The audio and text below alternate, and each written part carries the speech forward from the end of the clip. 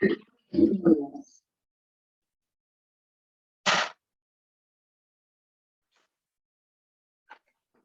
Sir. हाँ सोमनाथन को sir doubt था कौन डाउट ଥିଲା? सर डिस्ट्रीब्यूटेड ଟା ଟିକେ ବୁଝିଗଲାନି କାଲି ପଢୁଥିଲି। डिस्ट्रीब्यूटेड ଆଉ ସିକ୍ୟୁରିଟି ଥିଲା ଆମର ସେଟା ଟିକେ डिस्ट्रीब्यूटेड एंड सिक्योर। अच्छा, डिस्ट्रीब्यूटेड ର ଅର୍ଥ ହଉଛି ଯେମିତି କି ଆମେ ଯେତେବେଳେ ଗୋଟେ ଆପ୍ଲିକେସନ ବନେଇବା ଜାଭାରେ,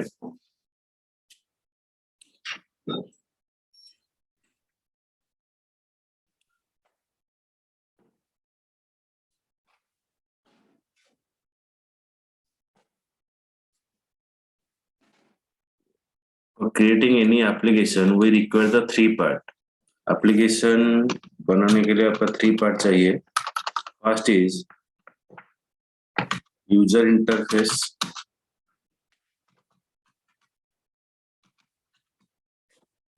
so next is business processing,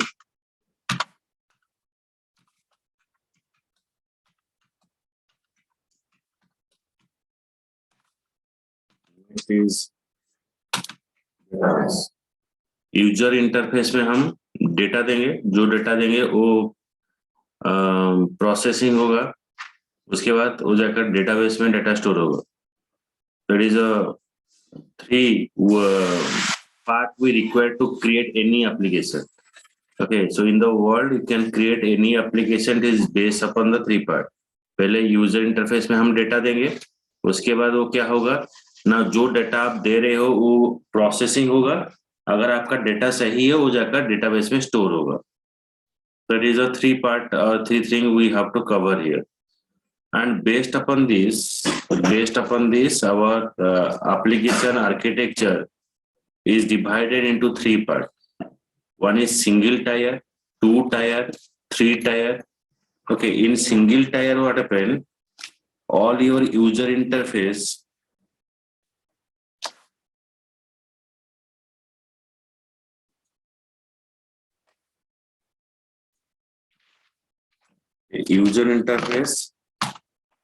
business logic, your database, this all three things is present in a single system. Okay, means ये हो गया आपका सिंगल टायर। जब आप ये एप्लीकेशन बनाते हो लाइक सिंगल टायर में, तो आपका जो यूजर इंटरफेस है, बिजनेस लॉजिक है और डेटाबेस है, ये सिंगल सिस्टम में प्रेजेंट होगा। अगर आप कोई भी एप्लीकेशन सिंगल टायर को लेकर बनाते हो तो वो जो सॉफ्टवेयर है वो एवरी डिवाइस में इंस्टॉल होगा। तो ऐसा नहीं कि आप सिर्फ सर्वर में इंस्टॉल कर दो, क्लाइंट इसको यूज करेगा, नहीं। तो आपको ये सॉफ्टवेयर, अगर इस आर्किटेक्चर का सॉफ्टवेयर आप बनाते हो तो आपको हर एक मशीन में आप ये सॉफ्टवेयर आपको बनाना पड़ेगा, सॉफ्टवेयर इंस्टॉल करना पड़ेगा। So it is a three part we have to cover. Next is what,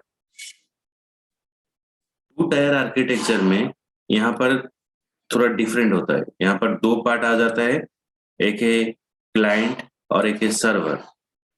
तो ये हो गया आपका क्लाइंट पार्ट, क्लाइंट हो गया, और दूसरा आपका ये हो गया सर्वर हो गया। तो क्लाइंट और सर्वर ये दोनों में आपका इंफॉर्मेशन स्टोर होगा। अभी क्लाइंट में क्या होगा ना, क्लाइंट में आपका यूजर इंटरफेस रहता है, यूआई रहता है, और जो सर्वर है उसमें आपका बिजनेस लॉजिक रहता है, बिजनेस लॉजिक और डेटाबेस सर्वर में रहता है।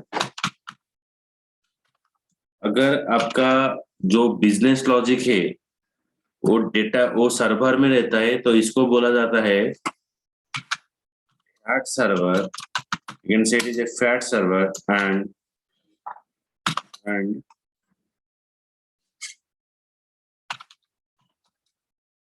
थीन client, fat server and thin client. Okay, अगर आपका ये जो बिजनेस लॉजिक है वो अगर यूजर इंटरफेस में रहेगा तो यहाँ पर क्लाइंट हो जाएगा Fiat. Okay, so it is a one part. अगर हम सेम थिंग यहाँ पर मेरा क्लाइंट,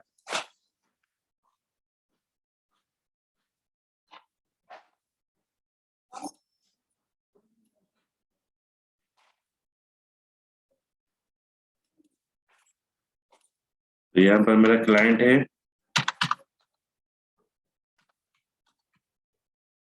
तो यहाँ पर मेरा सर्वर है.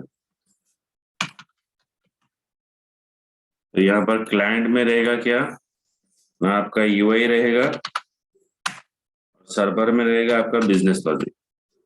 सॉरी, क्लाइंट में रहेगा बिजनेस लॉजिक और सर्वर में आपका रहेगा डेटाबेस. ओके, तो इस आर्किटेक्चर को बोला जाएगा चैट क्लाइंट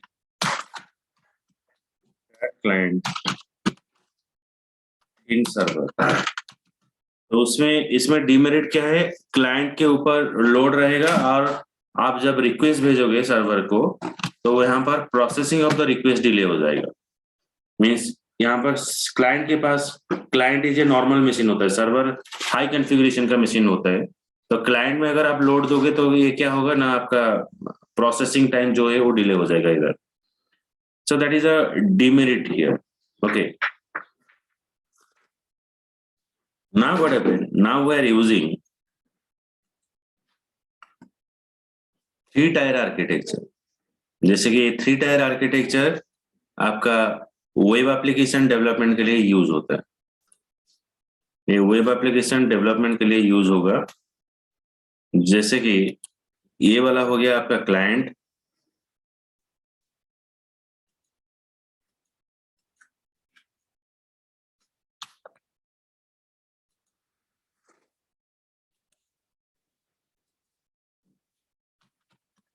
ये हो गया क्लाइंट, ये हो गया आपका सर्वर, और ये यहाँ पर और एक जो है ये भी एक सर्वर है, बट यहाँ पर इसको बोला जाता है database server.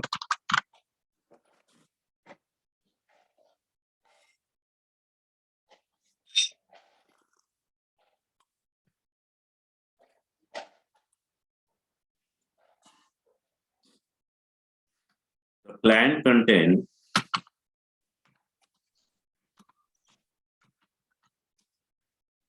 User interface. Client में हर वक्त यूजर इंटरफेस रहेगा.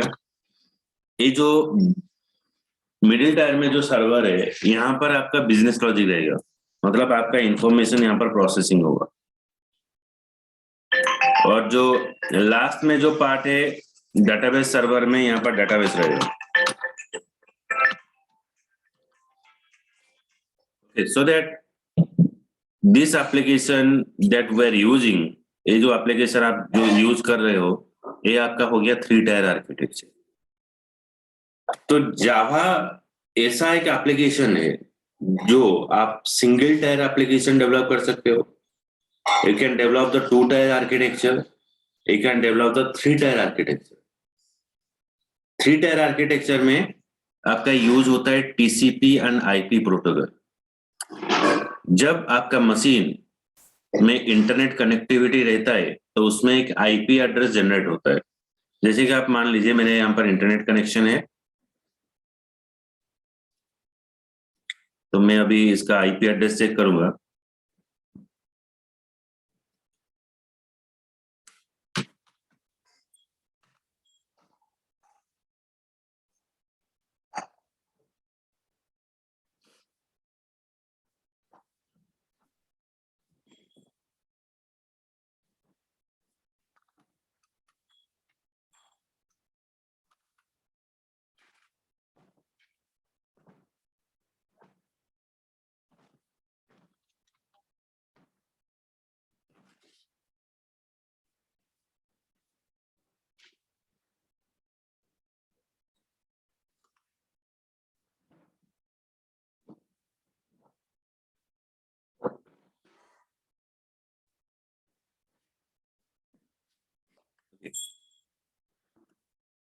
Now, want to search for the IP address of my machine, so I define here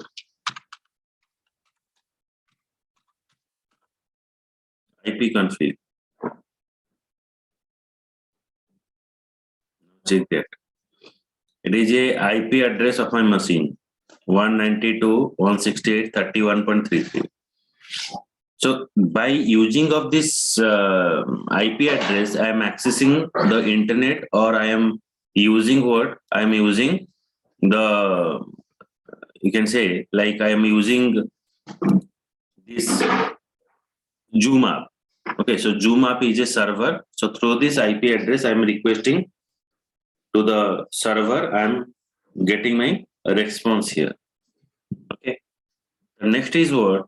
तो यहाँ पर और एक चीज होता है, जब हम एक सर्वर को रिक्वेस्ट भेज रहे हैं तो ऐसा है कि नहीं कि जूम मैं अकेला यहाँ पर यूज करूंगा और यूज कर रहा हूँ इस टाइम पर, तो अभी इस टाइम पर बहुत सारा यूजर ऐसा होगा जो जूम एप्लीकेशन यूज कर रहे होंगे, लेकिन हाउ इट इज एक्सेस, तो ये जो एक समय पर अगर मल्टीपल यूजर एक सर्वर को रिक्वेस्ट भेज रहे हैं, तो ये क्या करेगा, हर एक रिक्वेस्ट को एक स्मॉल पैकेट में कन्वर्ट कर देगा. You can say like it is converted to the small packet, छोटा पैकेट में कन्वर्ट कर देगा. जितना यूजर उतना पैकेट एक क्यू में इसको डाल देगा. तो पैकेट में क्या रहता है, इस पैकेट में सेंडर का एड्रेस रहता है,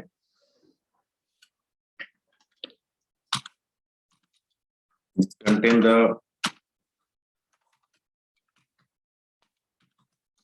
sender address and receiver. यहाँ पर सेंडर का एड्रेस रहता है और रिसीवर का एड्रेस भी रहता है. That is the benefit. मतलब हर एक पैकेट में सेंडर एड्रेस और रिसीवर एड्रेस रहता है.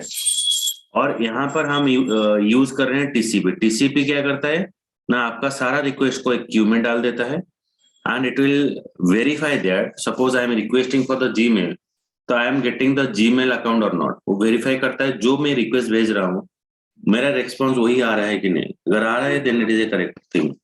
Okay, so that is the work of your TCP and IP. So as Java support the TCP and IP, we can create the Java application.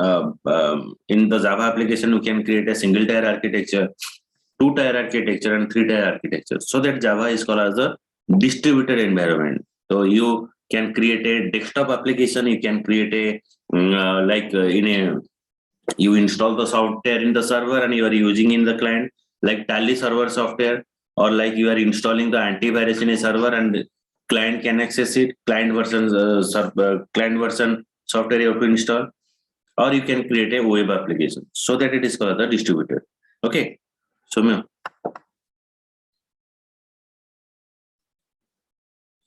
बुझेला.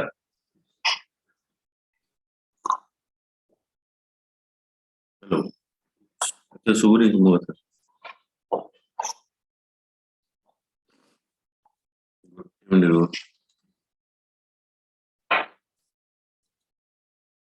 तुम कथा सुबुनि पर ठीक अच्छे मेसेज कर किसी डाउट अच्छे पचार.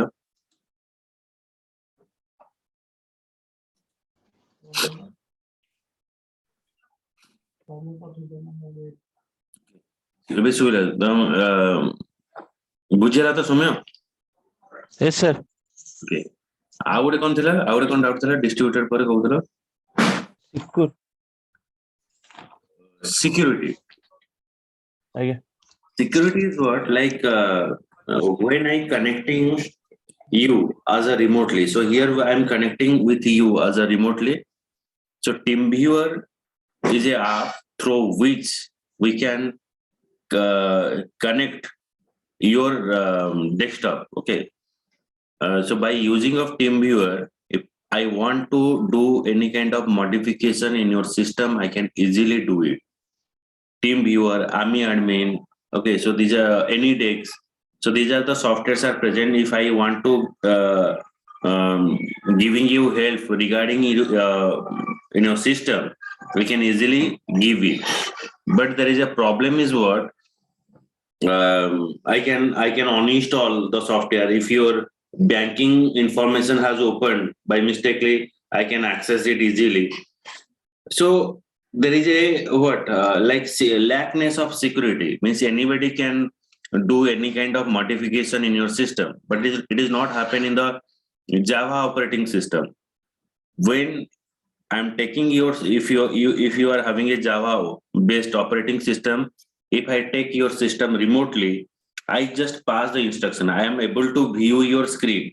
Okay, so मैं आपका स्क्रीन देख सकता हूँ, लेकिन आपका स्क्रीन में कोई भी मॉडिफिकेशन कर नहीं सकता हूँ और स्क्रीन को भी हिला भी नहीं सकता हूँ. तो only you can do it. I am only the viewer.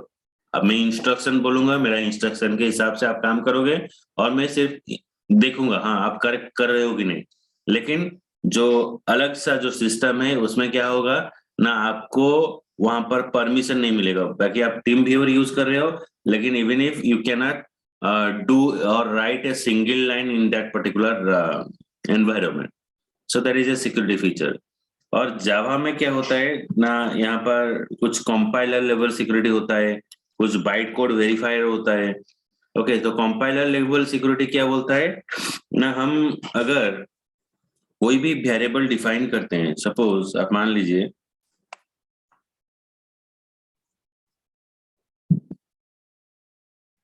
यहाँ पर हम एक छोटा सा एग्जांपल दे रहा हूं.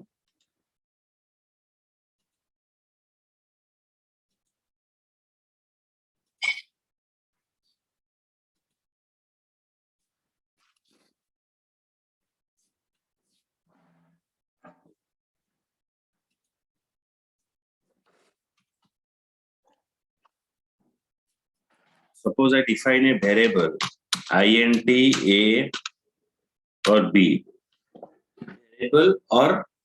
वेरिएबल इसमें हम वैल्यू स्टोर कर सकते हैं. और एक हो गया result. Result is equal to a by b. Correct. अभी मैं 10/2 करूंगा. a के जगह पर 10, b के जगह पर 2. 10/2 हम अगर करते हैं तो इसमें आपको रिजल्ट दिखाता है 5.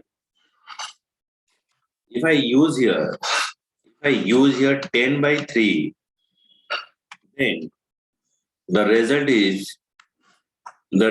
is 3.33. आपका जो रिजल्ट है यहाँ पर हो जाएगा 3.33. बट यहाँ पर जो पॉइंट के बाद जो वैल्यू है और जो ये जो पॉइंट के बाद जो वैल्यू है ये आपका लॉस हो जाएगा, क्योंकि आप यहाँ पर जो डेटा टाइप डिफाइन कर रहे हो, जो वैल्यू स्टोर करने के लिए जो चीज बताए हो, तो ये हो गया आपका int. तो अगर आप इंटीजर डिफाइन कर रहे हो तो you can not store this fractional value. आपका ये जो फ्रैक्शनल वैल्यू है ये स्टोर नहीं कर सकते हो, तो आपका वैल्यू क्या हो गया, लॉस हो गया.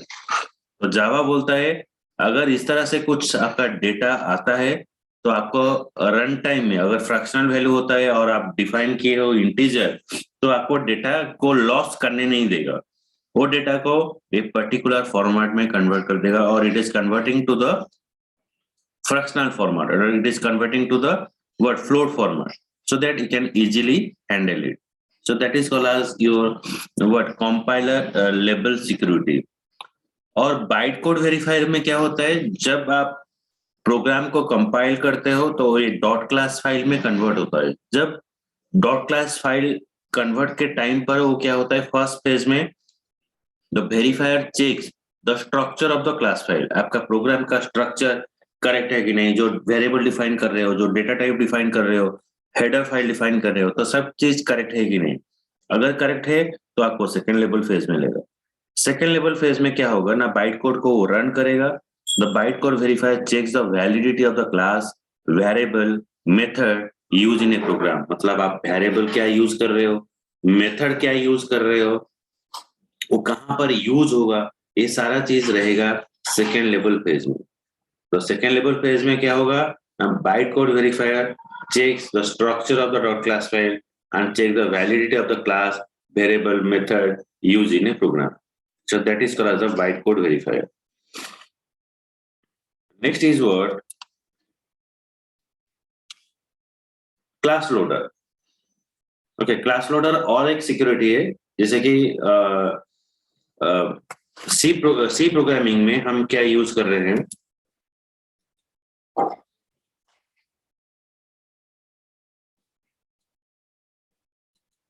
सी प्रोग्रामिंग में एक पैकेज है, एक हेडर फाइल है stdio.h, जो आपका प्रोग्रामिंग के दौरान आपको पता जानते हो. तो stdio.h अगर हम लिखते हैं तो आपका जो क्या है ना, printf और एक है आपका जो scanf, दोनों मेथड आपका लोड हो जाता है. लेकिन मेरा टेक्स्ट क्या है, so I have to only display the text. मुझे सिर्फ कुछ टेक्स्ट को डिस्प्ले करना है. ओके, लेकिन मेरा कोई इनपुट नहीं लेना है, मुझे सिर्फ डिस्प्ले कराना है और मुझे इनपुट को एक्सेप्ट नहीं करना है.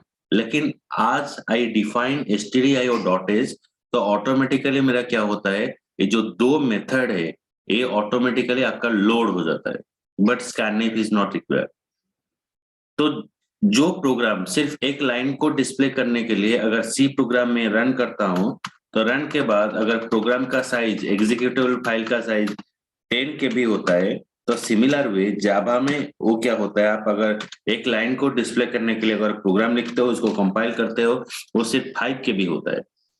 आज because Java is only loading the class which is required run time. आप अननेसेसरी वो पैकेज को लोड नहीं करेगा और क्लास को लोड नहीं करेगा.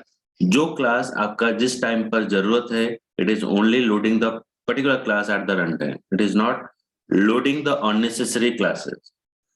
सो that is the benefit of the class loader. आपको मैथमेटिकल वर्क करना है, जैसे कि आप सी प्रोग्रामिंग में math.h यूज कर रहे हो, तो जावा में भी इस तरह से छोटा छोटा पैकेज और मॉड्यूल है. जिस मॉड्यूल में आपको काम करना है, बस रन टाइम में आप वही मॉड्यूल को इंक्लूड कर सकते हो इधर. तो इसलिए इसको बोला जाता है what, Java is only loading the particular class at the run time. ये और एक सिक्योरिटी है जिसमें क्या होता है, आपका मेमोरी लॉस नहीं होता है. और एक होता है आपका सैंडबॉक्स मॉडल. सैंडबॉक्स मॉडल में क्या बोलता है ना, आपका जो मॉडल होता है, सपोज यहाँ पर एक क्लाइंट है और यहाँ पर भी एक क्लाइंट है, तो क्लाइंट क्या करेगा ना, सर्वर को रिक्वेस्ट भेजेगा. मतलब यहाँ पर एक क्लाइंट दूसरा क्लाइंट को, एक क्लाइंट सर्वर को रिक्वेस्ट भेज सकता है. लेकिन अगर एक क्लाइंट दूसरा क्लाइंट के साथ इंफॉर्मेशन पास करना चाहता है इधर, तो इट इज नॉट हैपन. तो यहाँ पर ये चीज नहीं हो पाएगा, यहाँ पर एरर आएगा, क्योंकि ये वन वे कम्युनिकेशन हो गया. क्लाइंट सिर्फ सर्वर के साथ कम्युनिकेशन कर सकता है, क्लाइंट क्लाइंट के साथ कम्युनिकेशन नहीं कर सकता है. तो सैंडबॉक्स मॉडल ये जो प्रॉब्लम है इसके सॉल्यूशन लेकर आया. वो क्या बोल रहा है ना, आप एक दो पाथ क्रिएट आप करोगे. एक पाथ में आप क्या करोगे ना, सर्वर के साथ कम्युनिकेशन कर सकते हो, और एक पाथ में आप क्लाइंट के साथ कम्युनिकेशन कर सकते हो. एक सर्वर के साथ कम्युनिकेशन कर सकते हो और यहाँ पर आप क्या कर सकते हो ना, आप क्लाइंट के साथ कम्युनिकेशन कर सकते हो. So it is a two-way path that we are using.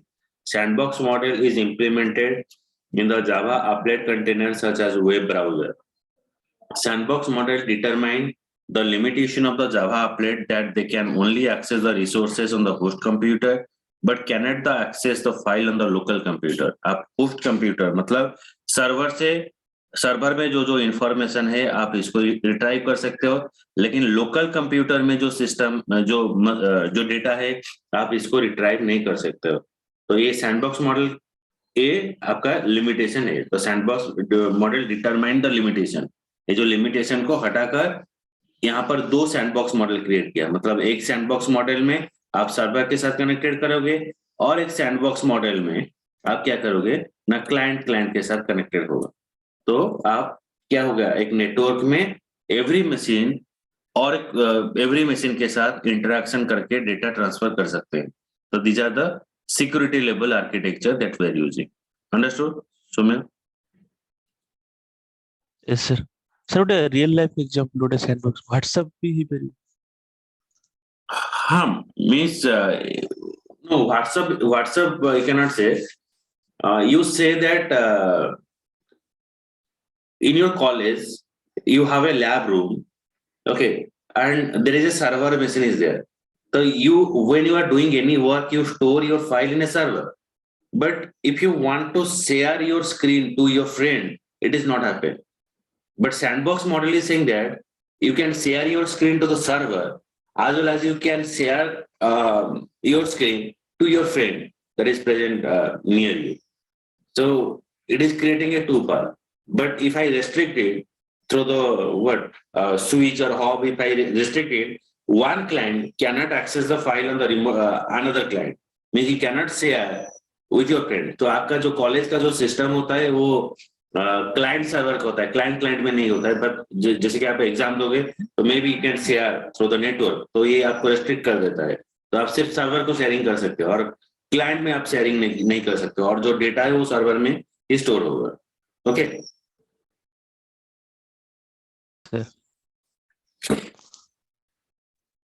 So I am in the part Sir, of JVM. Yes. Hello, sir. हाँ को Sir, JVM टा जोटा हमर जो install होचे system रे, सेटा हमर platform independent ना dependent, sir. Java is a platform independent. JVM is not Independent. JVM is not platform independent. Okay, so because of it is required some kind of configuration. Okay, मतलब आप lower version में use नहीं कर सकते Yes, हो. sir. Yes. If you are using like Java 8, JDK 8 or 9 version, if you want to install the XP, then maybe it is not installed over there. Yes, sir. Yes, sir. Thank you.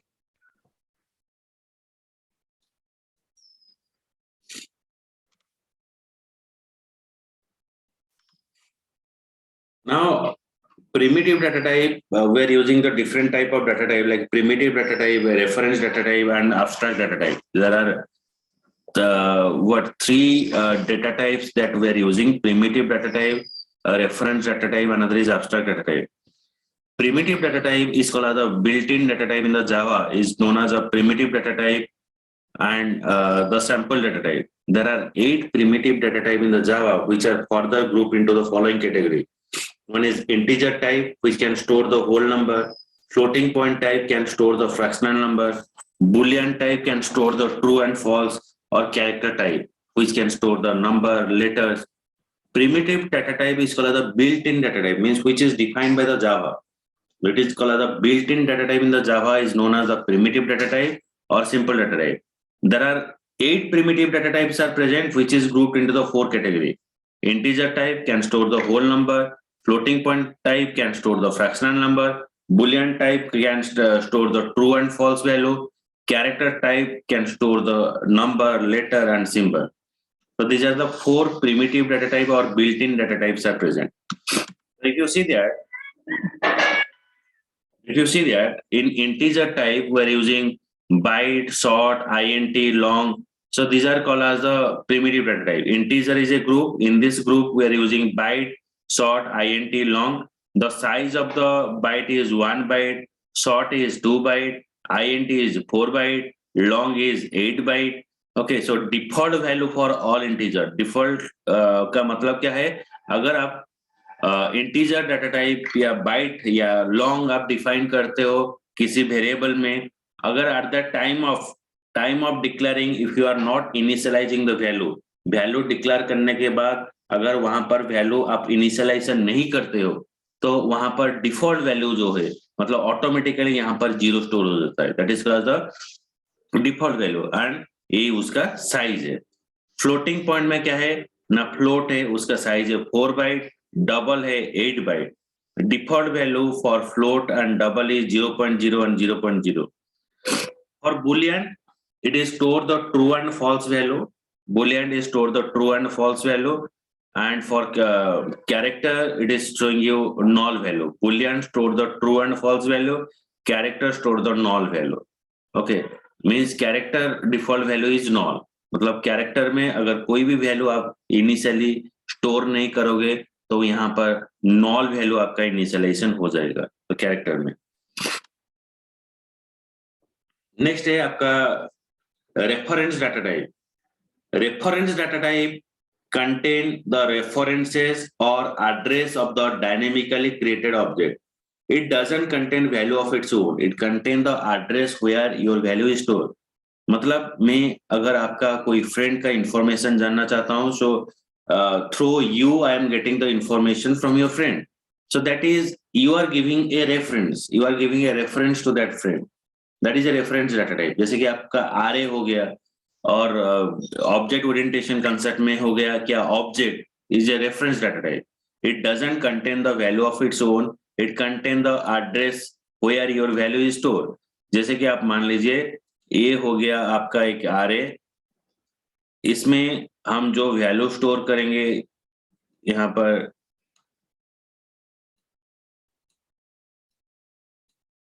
Okay, so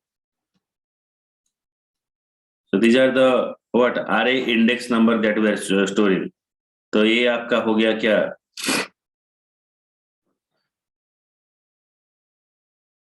यहाँ पर एक 0 index हो गया, यहाँ पर 1 index, 2 index, 3 index, 4 index. तो character में जो डेटा, जो रेफरेंस टाइप में क्या होता है ना, यहाँ पर डायरेक्टली वैल्यू स्टोर नहीं होता है, यहाँ पर एड्रेस के हिसाब से वैल्यू स्टोर होता है. It contain the address where your value is store. It doesn't contain the value of its own. उसका पास वैल्यू नहीं है. हम पूछेंगे सपोज जो इस इंस्टीट्यूशन क्या कहाँ है, इस मेडिकल कहाँ पर है, तो आप बोलोगे इस मेडिकल पेट्रोल पंप के सामने है. तो पेट्रोल पंप मतलब कोई भी नया ऑफिस खोलता है, कोई भी नया ऑर्गेनाइजेशन खोलता है, तो इसको पहले से किसी को पता नहीं चलता है, तो हम इसको रेफरेंस लेते हैं. In front of the bank, in behind the college, in front of this college. तो इस तरह से हम रेफरेंस देते हैं. तो क्योंकि उसका कोई फेमस नहीं है, उसका कोई वजूद नहीं है, तो इसलिए क्या होता है ना, हम इसको एक रेफरेंस देते हैं, तब ताकि क्या होगा ना, पता चल जाएगा वो जगह कहाँ पर है. तो this is a reference data type. तो ये जो रेफरेंस डाटा टाइप में क्या होता है ना, यहाँ पर RA you can say it is a reference data type. उसके बाद है आपका abstract data type. Abstract data type क्या है ना, अगर आप abstract data type is derived from the primitive data type. वो प्रिमिटिव डाटा टाइप से आया है. जब आप एक डाटा टाइप है क्यार डाटा टाइप आप डिफाइन करते हो, क्यार NA, तो यहाँ पर हम सिर्फ एक लेटर स्टोर कर सकते हैं. अगर मैं एक वर्ड स्टोर करना चाहता हूँ क्यार NA, तो मुझे एक वर्ड अगर स्टोर करना है, तो सपोज मैं यहाँ पर हेलो पास करूंगा, हेलो. तो हेलो के बाद सपोज मैं और कुछ वर्ड स्टोर करना चाहता हूँ, so it is restrict me, क्योंकि मेरा साइज क्या है, मेरा साइज मुझे अलाउ कर रहा है सिर्फ मैं 5 कैरेक्टर यहाँ पर इंसर्ट कर सकता हूँ. अगर मैं क्या करूंगा ना, उससे लोअर वैल्यू हम स्टोर कर रहे हैं, तो यहाँ पर 2 मेमोरी ऑक्युपाइड किया है, 3 मेमोरी ऑक्युपाइड नहीं हुआ है. लेकिन ये जो 3 मेमोरी जो है ये फ्री नहीं होगा, कंप्यूटर इसको फ्री नहीं करेगा, ये ऑक्युपाइड हो गया. मतलब हम 5 डिफाइन किए हैं लेकिन स्टोर कर रहे हैं 2. So that means other 3 value is not free to me. Other 3 value आपका मेमोरी से खाली नहीं होगा, वो क्या होगा, ऑक्युपाइड हो जाएगा. So that ये जो प्रॉब्लम है, इसलिए हम यूज कर रहे हैं string data type. String data type अगर हम यूज कर रहे हैं, तो यहाँ पर आपको कोई साइज देने की जरूरत नहीं है. आप एक लेटर स्टोर कर सकते हो और बहुत सारा लेटर यहाँ पर स्टोर कर सकते हो. That is your wish. So here string is called as a abstract data type. Abstract data type का मतलब है यहाँ पर it derived from the primitive data type. Primitive data type से वो आया है and it is having a more functionality. Character के तरह वो काम करेगा. String is a abstract data type. Character जिस तरह से काम कर रहा है यहाँ पर वो काम कर रहा है. और इसका बेनिफिट क्या है, जो आपका साइज का रेस्ट्रिक्शन जो रहता है, यहाँ पर साइज का रेस्ट्रिक्शन नहीं रहेगा. आप जितना भी साइज है यहाँ पर आप डाल सकते हो. So these are called as the what string data type that we are using. Okay. So this is all about your abstract data type. Okay.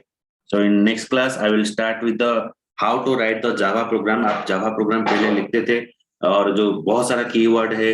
Okay, तो ये जो हर एक कीवर्ड का एक रीजन होता है, क्यों डिफाइन किया जाता है, और हम नेक्स्ट क्लास में पढ़ाएंगे। आपका जो मेन मेथड जो आप डिफाइन कर रहे हो, मेन मेथड के नाम पर कोई दूसरा नाम हम दे सकते हैं कि नहीं, और why we require the main method किस लिए यूज होता है, तो ये हम पढ़ाएंगे। तो इट इज इंटरव्यू रिलेटेड जो चीज आपको पूछा जाता है वहां पर हम डिस्कस करेंगे, और मेन मेथड का नाम हम चेंज कर सकते हैं कि नहीं, तो ये हम नेक्स्ट क्लास में पढ़ेंगे। ओके, चलो, thank you, have a good day.